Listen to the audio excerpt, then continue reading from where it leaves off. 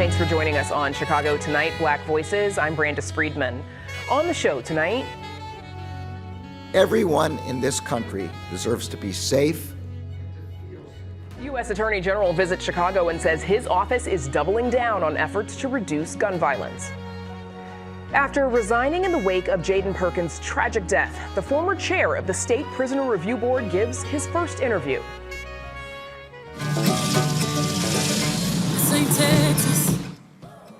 And if you haven't heard, Queen Bey has a new album, a look at the black country artists who came before her.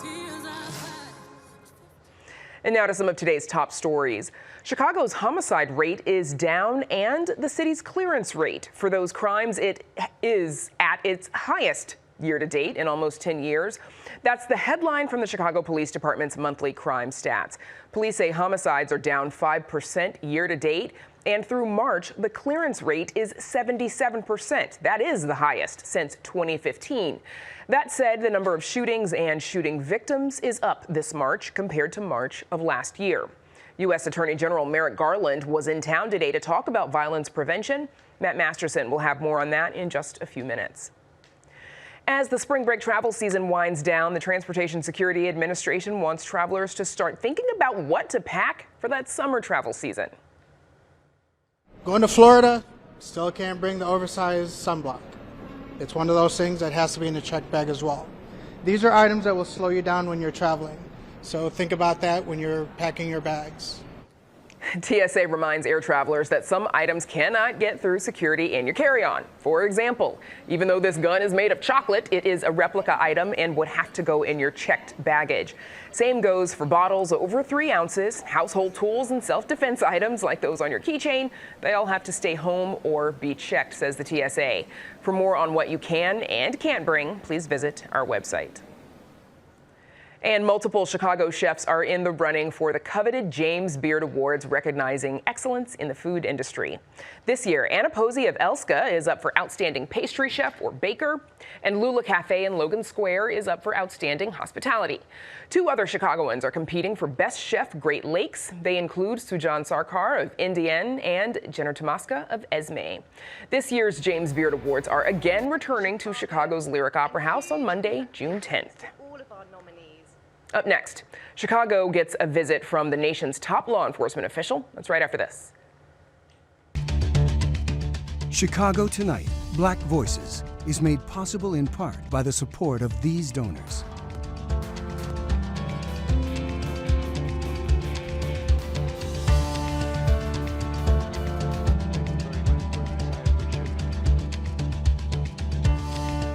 Violence intervention programs across the country could be seeing more federal dollars. In a visit to Chicago today, U.S. Attorney General Merrick Garland announced his department's plan to spend $78 million on community violence intervention programs and research. Everyone in this country deserves to be safe and to feel safe in their community. Those funds will go directly to organizations like those represented in this room that are making strides in driving down violent crime and building community trust across the country. And reporter Matt Masterson was at today's announcement and joins us now with more. Matt, why was the AG in Chicago today? So Garland was in town for the launch of the 2nd annual Community Violence Intervention and Prevention Conference. This is the first time this conference has been held in Chicago, and it gives an opportunity for federal officials like Garland to meet with community organizations, state and local leaders, law enforcement, to share ideas on violence prevention strategies and resources, strategies along those lines. It's also an opportunity for the feds to announce grants like they did today. So, and Matt, what else did the Attorney General announce today? So Garland said there's a few new initiatives underway, including that $78 million that you mentioned, that's going to help expand violence prevention efforts, research, and training across the country. The AG pointed to a decline in the number of homicides in Chicago and other cities since the pandemic, and credited the work of local violence interrupters and community-based organizations with helping get those numbers down. One he focused on was Ready Chicago, with helping around here. But Garland also noted that this is a very precarious nefarious work, that the progress that's been seen in the homicide rate can be washed away very quickly. And that's why the feds want to step in and provide these extra dollars to help these groups get this work continued. So we know that Merrick Garland, of course, he is from the Chicago area, but so is another person who is leading today's event. You and I both know Eddie Bocanegra, who longtime viewers may recognize as a regular on Chicago Tonight. He is now working as a senior advisor in the Assistant U.S. Attorney General's office, although formerly of the READY program that you mentioned, Matt. Here's some of what Eddie and the Assistant U.S. Attorney General, Amy Solomon, told Matt after today's event. When you have the federal government supporting this, it really signals to the rest of local government to say, hey, there's something here that we really believe in. We know that addressing violent crime is it takes a comprehensive strategy, and this is an important part of the puzzle. It's not the whole thing. Matt, what else did they tell you about what they hope this investment means and allows community groups to do? So in addition to allowing these groups to expand their work, to continue their work, Bocanegra and Solomon made clear that they hope this funding helps catch the attention of philanthropic groups and city and local leaders as well to help these groups out. Their hope is that cities like Chicago, they've gotten support like this. There are philanthropic bodies that can help support these groups, but not every city has that support. So they're hoping that if they see the feds step in and help these groups by providing this level of funding, that it'll encourage others to assist with them as well. Okay, something to keep an eye on. Matt Masterson, thanks so much. Thanks, Brandis. And you can read Matt's full story on our website. It's all at WTTW.com/news. Chicago Tonight's coverage of public safety is supported by the Su Ling Jin Charitable Foundation Initiative for reducing violence in Chicago. The shocking killing of an 11-year-old Chicago boy is prompting calls for change at the state's Prisoner Review Board. Prosecutors say Jaden Perkins, shown dancing here, was killed last month while trying to defend his pregnant mother from former boyfriend Crossetti Brand. Brand had been cleared for release by the Prisoner Review Board the previous day. Amid outrage over Perkins' killing, 2 members of the board resigned, including the board's chair, former Champaign Police Patrol Sergeant Donald Shelton. And joining us now for his first interview since that resignation last week is former chair of the Illinois Prisoner Review Board, Donald Shelton. Mr. Shelton, thank you for joining us. You're welcome. Let's start with your recent resignation from the board. You served on it for nearly 12 years. Why resign? Well, when I was asked to take the position of chairman, I knew in my heart that I would be taking responsibility for all of the decisions that come out of the board, whether I'm involved in them or not. I know that the file that was used for the case review in this particular case was reviewed by members of the governor's executive team, and they had issues with the results of that hearing. So, taking my responsibility seriously, I felt that the only reasonable thing for me to do, because I was heavily involved in the training of many of those board members, was to resign. That's one reason. Another reason actually relates more to, that was a decision made by 3 people. It was a decision that was made in good faith. I have a real concern about the fact that a decision that's made in good faith but is not agreed with by the governor's team or the governor might result in a board member being made to feel that a resignation was an appropriate thing to do. If the decisions are being made in good faith, then I don't think she's responsible for a murder that happens that she could not anticipate. And I was really upset when she tendered her resignation. I understood why she did it. So to clarify for our audience, Governor Pritzker released a statement regarding board member Leanne Miller and her resignation from the board. Mm-hmm. It sounds like she was a member of the 3 board member panel of board members who made the decision in this particular case. Governor Pritzker said, quote, "It is clear that evidence in this case was not given the careful consideration that victims of domestic violence deserve." What did you make of that statement and its relationship to what happened here? I don't agree. I have an issue with that statement. I think I understand why it was made. I don't agree. I don't think that it's one thing to say that I think the judgment was in error. It's another thing to say that there was a lack of concern for a victim of domestic violence. I read the file. So you're saying board members were concerned with domestic violence and the potential future victims, but they made a decision based on the information they had at the time. What I believe is that there's no reason to assume that they were not concerned about those issues. The fact is every one of these cases, when they come before a board member and are reviewed by 2 additional board members, which is how it works,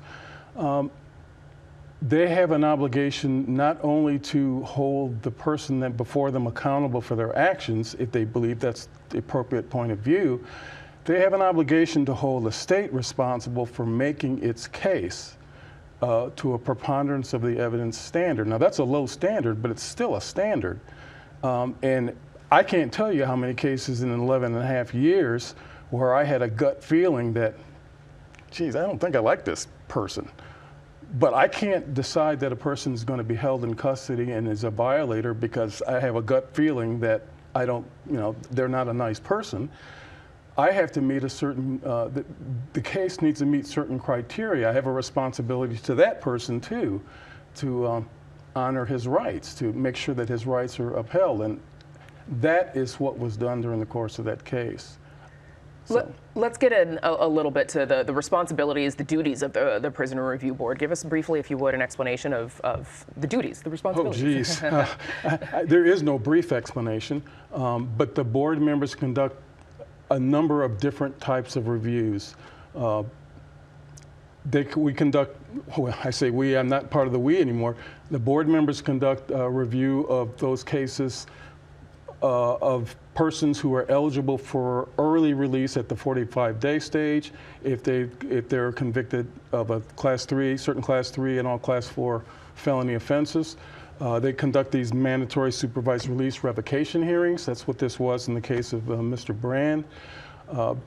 Those cases are heard by 1 person and decided by 3.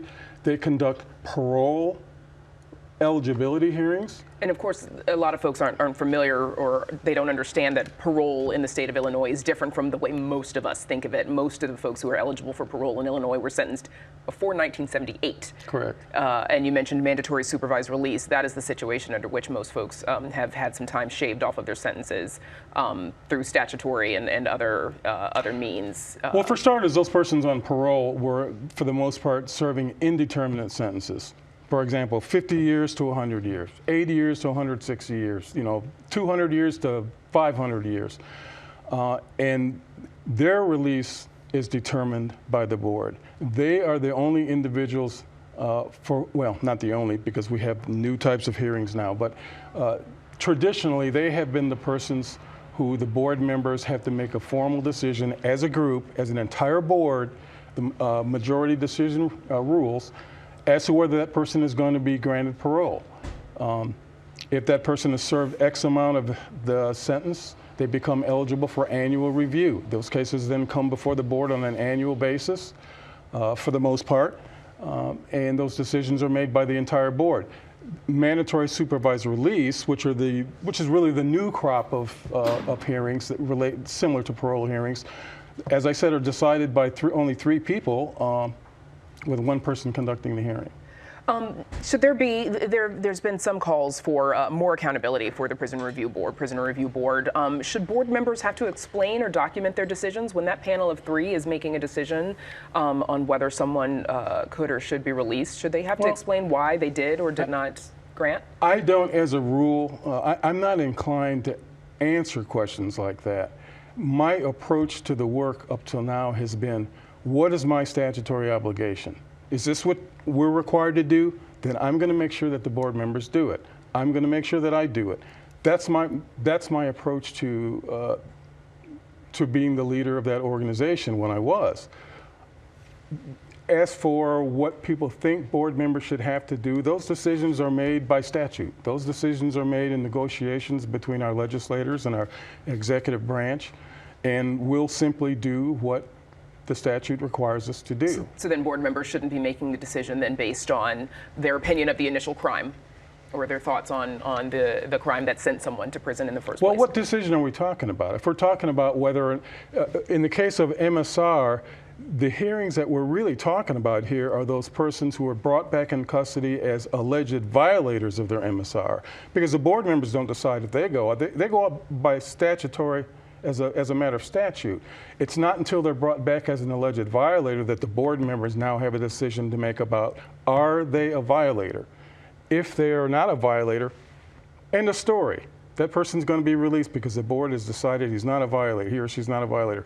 If they're a violator, does the violation amount to a reason to keep that person in custody, or is it more reasonable to resume that person's mandatory supervised release under either their previous rules or maybe some new conditions? So since this incident, Republican senators are calling for reform, and they're calling for all board members to have at least 20 cumulative years of experience in the criminal legal system: prosecutor, police officer, public defender, what have you. Should that be the case, or should there be a diversity of experience among board members? Absolutely diversity. You know, when I first was appointed, I would have agreed with that. I would have agreed with that. Coming from the perspective of someone who's been in law enforcement, I would have agreed with that. Over the course of the years I've been on the board, I can tell you that some of the most educating experiences I've had have been the conversations I've had in the back room with 6 or 7 of the board members on a day when we were assigned to come in and just sit down and do signings and discuss the rationales, why we think this person should have this counseling, why this person's abstention hearing should result in a revocation, because expert knowledge in one field is very narrow knowledge, and it takes a wide scope of knowledge, I think, to give a person the best review that you all can give. The fairest review that they can get. There we go. Okay, we're going to have to leave it there, but my thanks to former Illinois Prisoner Review Board Chair Donald Shelton for joining us. We appreciate it. You're welcome. And we're back with more right after this.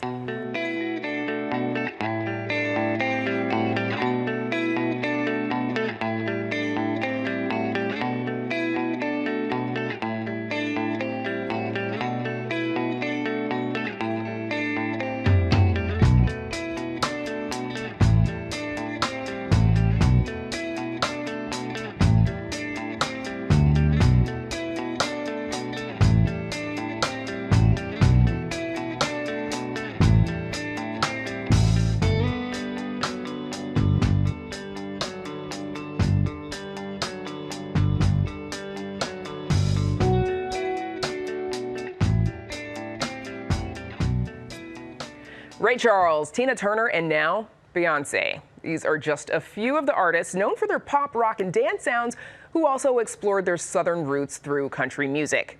But Black artists and culture have shaped the genre long before them, pulling from the melodies of Black hymns and incorporating African instruments like the banjo. While today's country music is mostly dominated by white artists, some are taking a step back to recognize its diverse roots.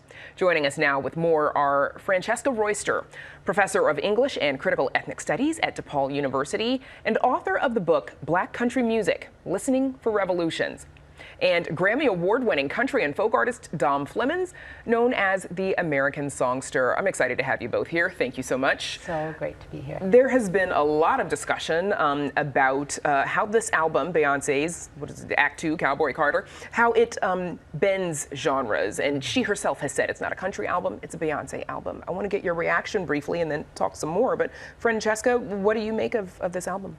Well, I think it's very, just a really beautiful album. It's like a combination of lots of different Black musical traditions, but with Beyonce's own original spin to it, which I think makes it fun and exciting. Dom, what did you think? Well, you know, I think that the album fits into one of the categories of Black country music that comes through with the whole history, you know. If you break it down, we're in sort of 4 patterns of Black country music. The first one being folk music traditions that have fueled country music. There's, I guess the Beyonce album sort of fits in the second phase, which is someone like Ray Charles taking Black musicians who have done other genres, R&B, soul, gospel music, and put a country flair to it and put their own spin on it. And then there's the third pattern, which are people like Charlie Pride or Darius Rucker, who have taken more of a standardized country and western flavor to how they perform. And then of course there's a fourth pattern, which is hip hop and any modern music that is sort of a reclamation of black country music as it fits for whoever it might be. And so Beyonce's album sort of fits in that pattern too. Yeah, I think we're looking at a little bit of the video right now as we're talking. Nice. Francesca, does it take someone like Beyonce creating country music for people to start to recognize the contributions that African Americans have made to this genre? I think there has always been a fan base of people who love country music and black country music artists. But Beyonce has taken it to a different level in terms of a national conversation. Absolutely, yeah. And the debates too, like the debates around protecting the boundaries of the genre. I think Beyonce is really bringing that out as well. Have other black country artists been less successful? And I mean that in, have they been able to sell as much of their music? Have they been less welcome because the industry has gotten to be predominantly white artists? Absolutely. I mean, the person that comes to mind immediately is Linda Martell, since she's on the album. And her career, which was highly successful in its moment. She had made one album, but was dropped by her label after that album. But she'd already crossed boundaries performing at the Grand Ole Opry. She was the first black woman to perform. And so her return to the country music scene is really exciting through this, the lens of Beyonce's album, and kind of seeing her introducing the songs and actually literally talking about genre is really exciting. Yeah, she's also in that way sort of uplifting this artist, Linda Martell, who came before her. Beyonce literally sent flowers to some other black female country artists as well over this last week. Dom Flemons, what are some of the influences from black culture that we see in modern country music? Well, I think there's obviously hip hop has been in recent days. You know, a lot of country artists tend to incorporate that into their music.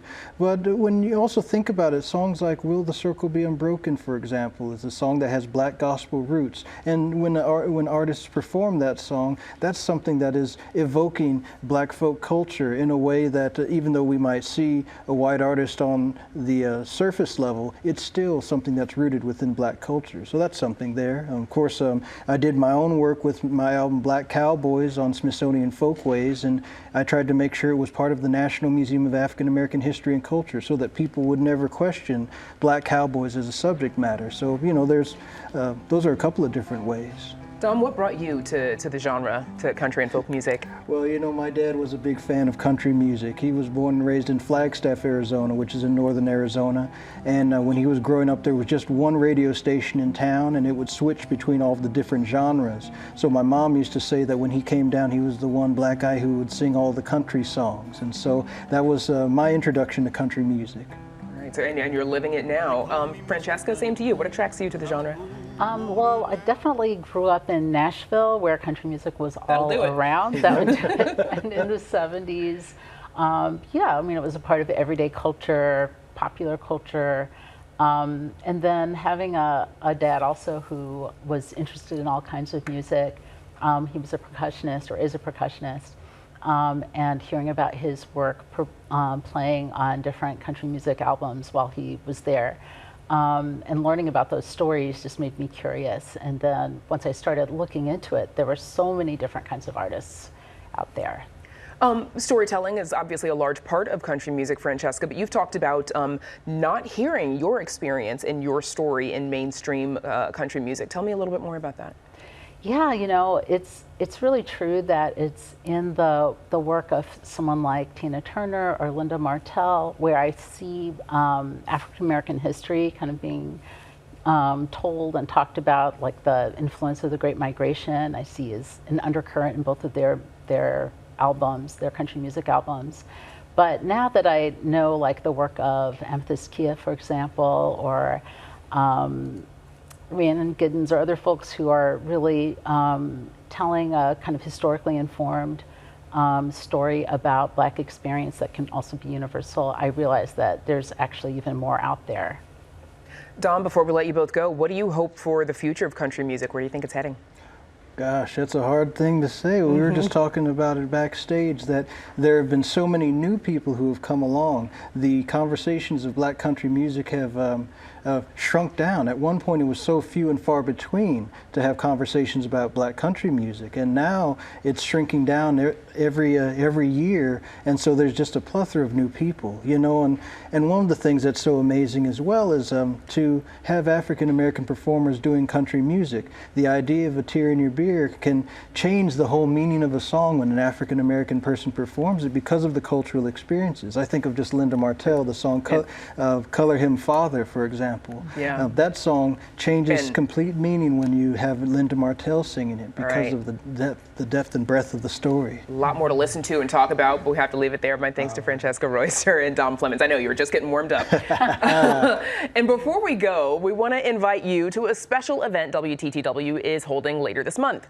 You can join us for an inspirational evening of gospel music right here in our WTTW studios. We're honored to bring the amazing vocal artistry of First Lady Karen Clark Sheard, Pastor Smokey Norfolk, the Chicago Mass Choir, and Lamar Campbell in the Spirit of Praise. You can be part of this memorable musical event as we honor and pay tribute to the art and power of gospel music. Ticket information is available at WTTW.com/gospel showcase. And that is our show for tonight. Join us tomorrow at 5:30 and 10 for Chicago Tonight Latino Voices. Now, for all of us here at Chicago Tonight Black Voices, I'm Brandis Friedman. Stay healthy and safe, and have a good night.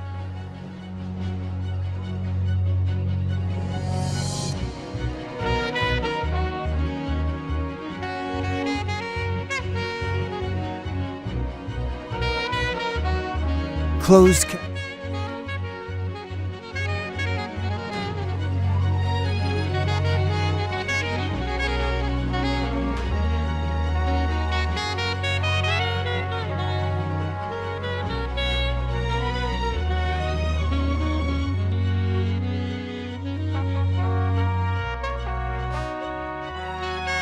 Closed captioning is made possible by Robert A. Clifford and Clifford Law Offices, a Chicago personal injury and wrongful death firm that is proud to recognize its 18 attorneys selected for the 2024 Super Lawyers List.